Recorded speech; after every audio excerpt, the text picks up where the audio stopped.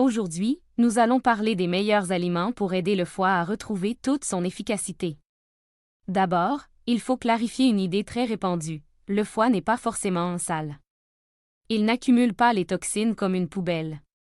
Au contraire, son rôle principal est justement de neutraliser, transformer et éliminer les toxines, les poisons et les substances chimiques. Ce n'est pas un entrepôt à déchets. La seule exception, en quelque sorte, concerne le foie gras, car une partie des substances indésirables peut alors être stockée dans les cellules graisseuses. Quand le foie s'enflamme, il finit par se réparer en formant du tissu cicatriciel. Et si ce processus continue, on peut aller vers la fibrose, puis la cirrhose, avec une perte progressive de fonction et toute une série de complications. Mais le foie lui-même n'est pas, à la base, un réservoir de toxines. C'est pourquoi je veux orienter cette présentation non pas vers l'idée de nettoyer un foie sale, mais vers les meilleurs aliments pour restaurer pleinement sa fonction, afin qu'il puisse assurer la détoxification au meilleur niveau possible. Et cela, on peut réellement le soutenir par l'alimentation. Avant d'aborder les aliments en question, il faut d'abord rappeler quelques grandes fonctions du foie. Le foie détoxifie. Il produit aussi la bile, qui agit un peu comme un détergent. Elle aide à décomposer les graisses et à extraire certains nutriments contenus dans les lipides. Le foie est également un organe majeur dans la production hormonale. Oui, le foie intervient directement dans ce domaine. L'une des hormones liées à son activité est l'IGF-1, ou facteur de croissance analogue à l'insuline de type 1. Qu'est-ce que c'est exactement? C'est une hormone très proche de l'hormone de croissance.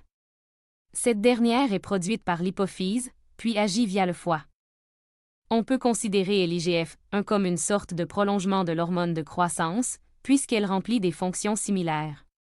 Elle participe à la combustion des graisses, c'est une hormone anabolisante, donc utile à la construction musculaire, à la fabrication des protéines, et elle aide aussi à mobiliser les réserves de graisse et de sucre stockées pour produire de l'énergie.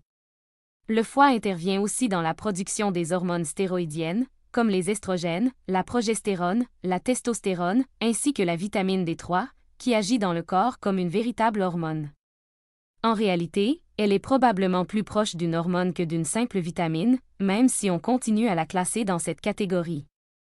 Il faut aussi parler du cortisol, l'hormone anti-inflammatoire majeure du corps, mais aussi l'hormone centrale de l'adaptation au stress. Sans cortisol, l'organisme ne gère plus correctement le stress, et la personne devient extrêmement vulnérable à celui-ci. Fait intéressant, environ 80% du cortisol qui circule dans le sang provient du foie.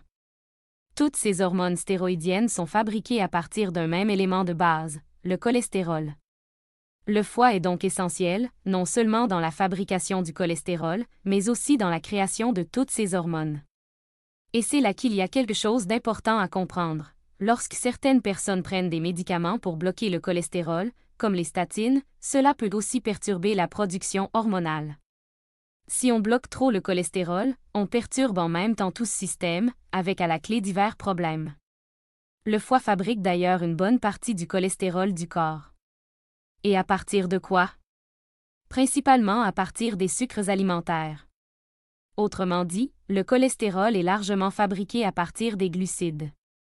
Le foie produit également certaines protéines de transport. Ces protéines servent à faire circuler dans le sang différentes substances comme le cholestérol, les estrogènes, la testostérone et d'autres hormones. Comme ces hormones dérivées du cholestérol circulent mal seules dans le sang, le foie les associe à des protéines pour qu'elles puissent être transportées correctement. En ce sens, le foie agit un peu comme un bureau de poste. Il prépare, emballe et distribue certaines substances dans tout l'organisme. Mais ces protéines ne servent pas seulement au transport. Elles jouent aussi un rôle de tampon ou de régulation. Par exemple, s'il y a trop d'estrogène ou trop de cortisol, le foie utilise ces protéines pour aider à maintenir un bon équilibre. Tout cela ne représente qu'une petite partie du travail du foie. En réalité, le foie assure environ 500 fonctions différentes. Avant d'entrer dans la liste des aliments, je voudrais rappeler rapidement quelques signes qui peuvent évoquer un foie en difficulté. On peut retrouver des démangeaisons dans le corps, une coloration jaune de la peau ou du blanc des yeux, ce qu'on appelle la jaunisse, une grande fatigue, des douleurs articulaires, des nausées, une baisse des fonctions cognitives, ou encore des calculs biliaires. D'ailleurs, lorsqu'on a des calculs biliaires, Cela signale clairement un problème lié au foie, puisque c'est lui qui fabrique la bile. Un manque de bile, combiné à un excès de cholestérol, favorise justement la formation de ces calculs. Passons maintenant aux meilleurs aliments pour soutenir le foie. Le premier groupe d'aliments, et sans doute le plus important, ce sont les légumes crucifères. On parle ici du chou-cal, du brocoli, des choux de Bruxelles, du radis, de la roquette, du wasabi, de la moutarde, des feuilles de moutarde et de tous les légumes de cette famille. Ils sont très riches en un phytonutriment naturel appelé sulforaphane. Le sulforaphane aide le foie à se détoxifier et à réduire l'inflammation. Or, l'inflammation du foie favorise la résistance à l'insuline, l'hyperinsulinisme, le diabète et peut même ouvrir la porte à certains processus cancéreux. Le sulforaphane est donc l'un des composés les plus intéressants pour protéger le foie. Il peut aussi aider lorsque le foie contient trop de graisse. Avec suffisamment de sulforaphane, le corps peut également éliminer plus efficacement différentes substances, comme la caféine, certains médicaments, certains produits chimiques, voire certains poisons. Si, par exemple, vous avez abusé du café, le sulforaphane peut aider le foie à mieux traiter cette charge. Ce qui est particulièrement remarquable, c'est que les effets des crucifères peuvent se prolonger dans le temps. Même après avoir arrêté d'en manger, certaines améliorations du fonctionnement hépatique peuvent durer jusqu'à 2 semaines. Autrement dit, leurs bénéfices vont au-delà du simple moment où on les consomme. Et si vous mangez des graines germées de crucifères, les effets sont encore plus puissants. C'est particulièrement vrai pour les pousses de brocoli, de radis ou de graines de moutarde. La germination est donc une stratégie extrêmement intelligente, car une toute petite quantité de jeunes pousses ajoutées à une salade peut produire un effet très important. Il faut aussi savoir qu'une enzyme essentielle à l'activation du sulforaphane est détruite par la chaleur. Cela veut dire que si vous faites trop cuire le brocoli ou le chou-fleur, vous n'obtiendrez pas toute la puissance du sulforaphane, sauf si vous ajoutez en parallèle un peu de pousses, un peu de crucifères crus, ou un peu de moutarde dans votre repas. La moutarde, étant elle-même un crucifère, apporte justement cette enzyme et permet d'activer le sulforaphane même dans les légumes cuits. C'est donc une raison de plus pour enrichir vos salades avec différents éléments comme les pousses.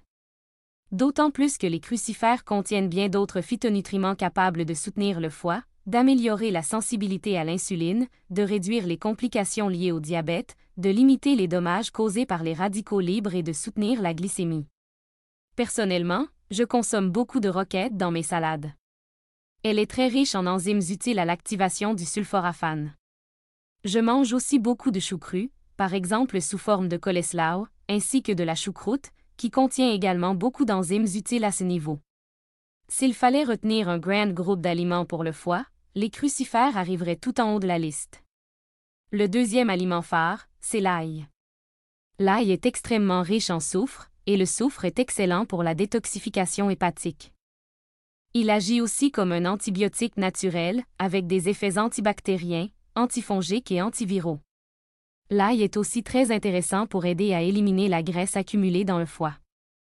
Il apporte en plus de la vitamine B1. C'est un vrai super aliment, anti-inflammatoire, puissant antioxydant, avec un fort potentiel protecteur. Le troisième aliment clé, c'est le curcuma. Le composé actif majeur du curcuma est la curcumine, l'un des anti-inflammatoires naturels les plus puissants qui soient. J'ai récemment entendu parler d'une personne qui souffrait de maux de tête depuis toujours et qui, pendant des années, avait pris d'énormes quantités de Tylenol. Son foie était en train de se détériorer progressivement. L'un des tournants a été l'introduction quotidienne du curcuma. Non seulement les maux de tête se sont améliorés, mais en plus, le fait de ne plus avoir besoin de prendre autant de médicaments a considérablement soulagé le foie. À ce sujet, il faut bien comprendre une chose, le foie est un organe extrêmement robuste. Il encaisse énormément. Il peut récupérer, parfois de façon impressionnante. À moins d'être totalement détruit, il lui suffit d'une petite partie fonctionnelle pour continuer à faire son travail. Beaucoup de gens ont déjà abîmé une grande partie de leur foie tout en continuant à vivre. C'est l'un des organes les plus résistants du corps. Le curcuma peut aussi aider à détoxifier certains métaux lourds, comme le plomb, le mercure, le cadmium ou l'arsenic. Il aide à réparer et à régénérer la fonction hépatique. Il contribue également à stabiliser les mitochondries, ce qui explique en partie pourquoi il est si étudié dans le domaine de la prévention du cancer, puisque les mitochondries endommagées jouent un rôle majeur dans ce type de processus. Le curcuma a aussi été largement étudié pour sa capacité à réduire la graisse du foie.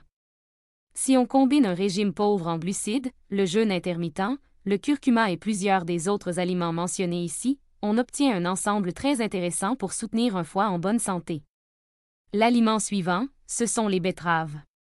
Les betteraves sont connues depuis longtemps pour soutenir la détoxification hépatique.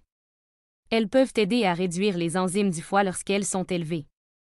Les pigments qu'elles contiennent peuvent stimuler la libération des sels biliaires, ce qui aide à réduire la graisse hépatique. Les betteraves sont également hépatoprotectrices, c'est-à-dire qu'elles protègent directement les cellules du foie. Elles peuvent diminuer de manière significative l'inflammation hépatique.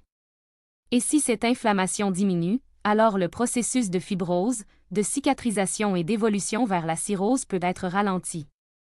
Certaines personnes se demandent si les betteraves sont compatibles avec une alimentation pauvre en glucides. Si vous les consommez sous forme de jus, la charge glycémique sera plus marquée. Mais si vous les mangez simplement cuites à la vapeur, avec leurs fibres, la réponse insulinique sera beaucoup plus modérée. Dans une demi-tasse de betterave, on trouve environ 6,7 g de glucides, ce qui reste relativement modéré. Ensuite, parlons des champignons. Ce qui rend les champignons particulièrement intéressants pour le foie, c'est qu'ils comptent parmi les aliments les plus riches en glutathion. Or, le glutathion est l'antioxydant principal du foie. Certaines variétés comme le tramède versicolore ou les pleurotes sont particulièrement intéressantes, mais d'autres champignons ont aussi leurs avantages. Les champignons protègent les cellules hépatiques et soutiennent donc directement la santé du foie. Viennent ensuite les avocats. Les avocats sont excellents pour aider à réparer et stabiliser le foie. Eux aussi sont riches en glutathion, ce qui en fait des alliés précieux. Mais ce qui est particulièrement frappant avec les avocats, c'est que le simple fait d'en consommer un par semaine peut déjà s'accompagner d'améliorations notables dans le fonctionnement du foie. Les avocats sont très anti-inflammatoires. Et comme l'inflammation du foie est impliquée dans de nombreux troubles, hépatite, stéatose hépatique, cirrhose, tout ce qui permet de la réduire devient naturellement très bénéfique. Enfin, le dernier aliment que je recommande pour le foie, c'est l'huile d'olive extra vierge. Pas besoin d'en consommer énormément. Une simple cuillère à café dans une vinaigrette peut déjà s'accompagner d'une amélioration des enzymes hépatiques. L'huile d'olive extra vierge aide à réduire la graisse du foie, améliore la sensibilité à l'insuline, diminue la résistance à l'insuline et agit comme un anti-inflammatoire très puissant. Voilà donc les meilleurs aliments pour aider le foie à fonctionner au mieux. Les crucifères, l'ail, le curcuma, les betteraves, les champignons, les avocats et l'huile d'olive extra vierge. Tous ces aliments contribuent, chacun à leur manière, à soutenir la détoxification, à réduire l'inflammation, à protéger les cellules du foie et à restaurer progressivement un meilleur équilibre hépatique. Si cette vidéo t'a aidé à mieux comprendre comment soutenir ton foie naturellement, pense à t'abonner à la chaîne, à laisser un like et à activer la cloche pour ne rien manquer des prochaines vidéos santé. Dis-moi en commentaire quel aliment t'a le plus surpris dans cette liste et partage cette vidéo avec quelqu'un qui veut prendre soin de son foie et de sa santé au quotidien.